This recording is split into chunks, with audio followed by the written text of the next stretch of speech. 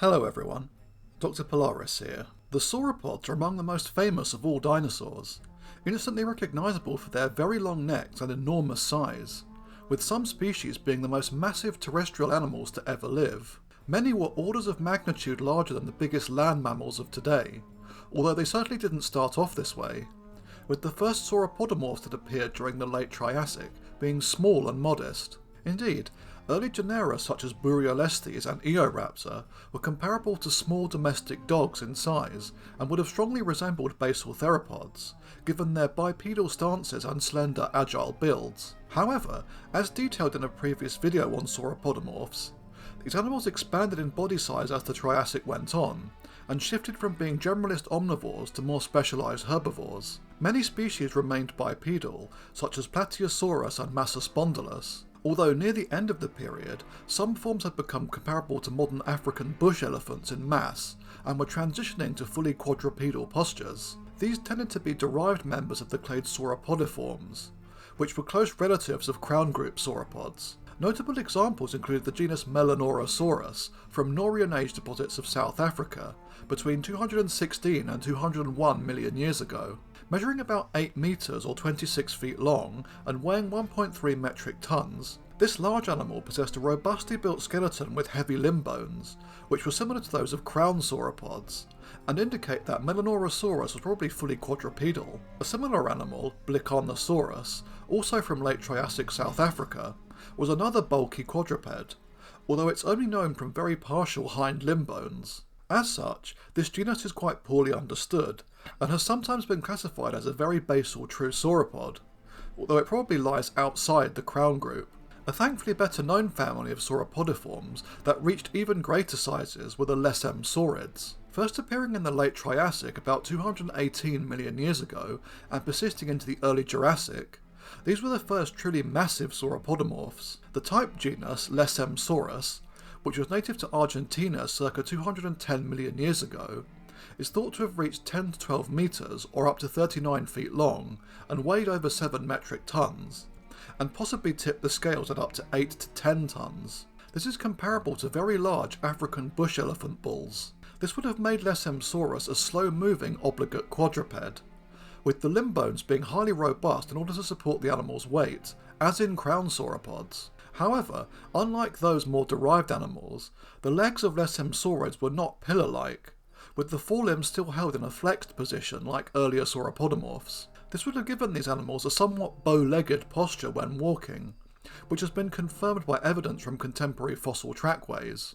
Another member of this family, Antitonitrus, a genus with a name that sounds like it should belong to a kaiju, and means before thunder, has been recovered from the early Jurassic Elliott Formation of South Africa. The holotype was smaller than Lesemsaurus, measuring 8 to 10 metres or up to 36 feet long, although this specimen had neural arches that were not fused to the centra, indicating that it was not fully grown.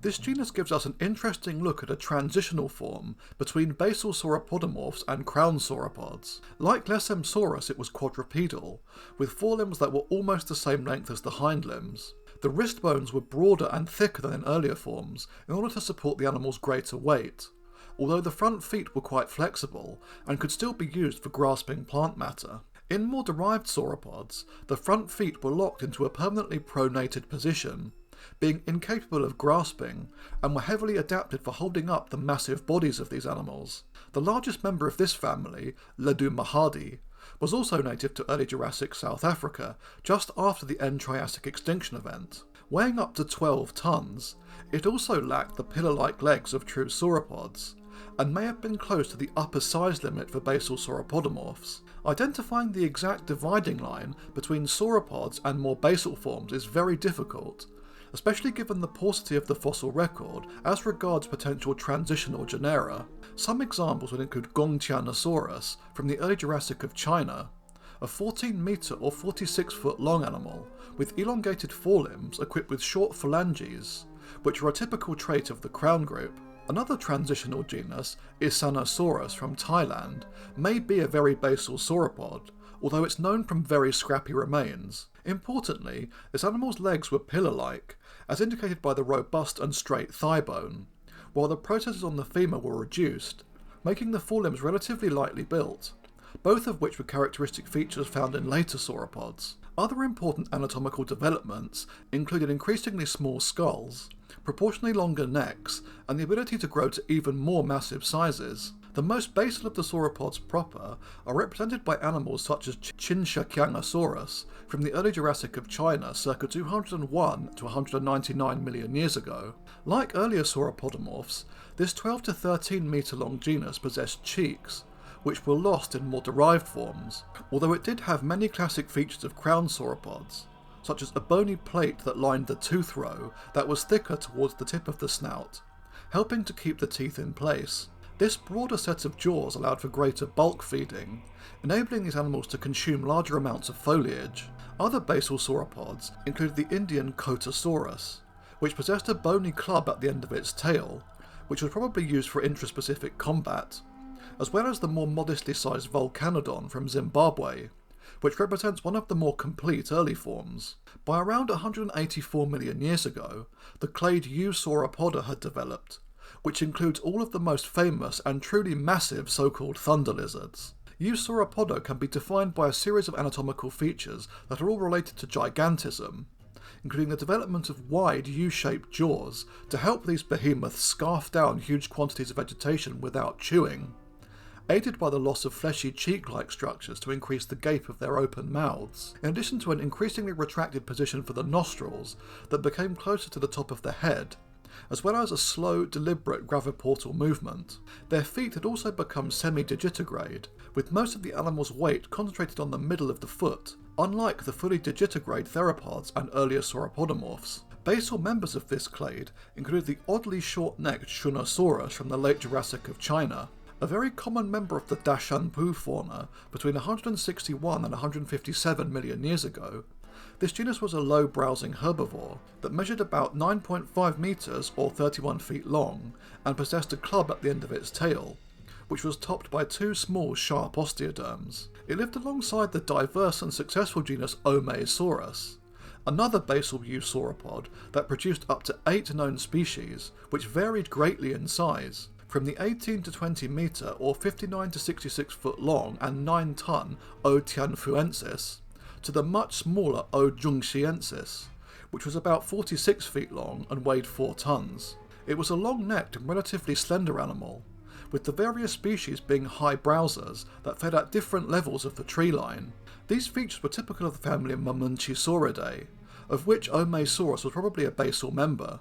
Indeed, most genera possessed ridiculously elongated necks, with some species also reaching massive sizes, being among the largest of all sauropods. A long-lived group, Mamenchisaurids ranged from the Middle Jurassic well into the Early Cretaceous circa 114 million years ago, and were most common in what is now China, although one potential genus, Wamwera caldea, was native to the late Jurassic Tendaguru formation of Tanzania. Like other sauropods, these animals grew very quickly and reached sexual maturity at about 20 years old, and had lifespans that reached into their early 30s. An early and gigantic genus, Xinjiang titan, was one of the first truly gargantuan sauropods, and possessed the longest complete neck known from any organism, reaching a staggering 15 metres or 49 feet. Dwelling in what is now northwestern China about 164 million years ago, this animal was among the longest sauropods, mostly thanks to that neck,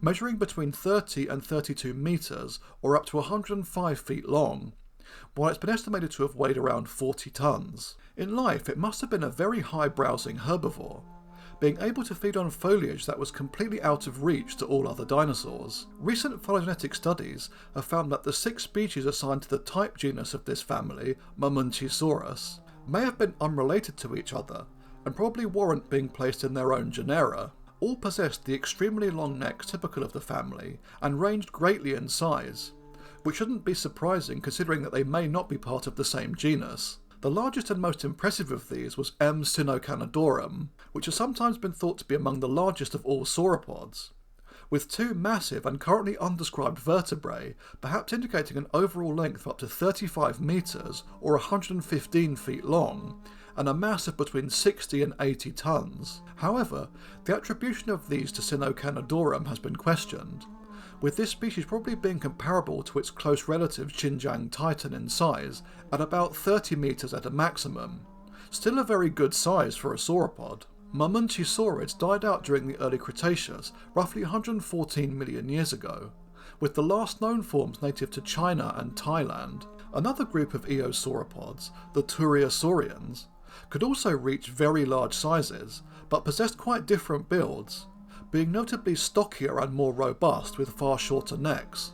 Mostly native to Europe but also found in North America and Africa, Turiasaurs can be distinguished by their heart-shaped teeth, slender humeri, and the presence of an extra depression on the surface of their ulna. They also tended to have quite boxy skulls with rounded snouts and high nasal openings, giving these animals an almost Roman-nosed appearance. First appearing during the Middle Jurassic about 168 million years ago, most genera are represented by quite scrappy remains, consisting mostly of teeth. The type genus, Turiasaurus, was native to the Late Jurassic of Spain and is thought to represent the largest dinosaur ever found in Europe. With a robust bulky build and comparatively short neck, this genus measured between 21 to 30 metres or up to 98 feet long, with a weight range of 30 to 50 tons.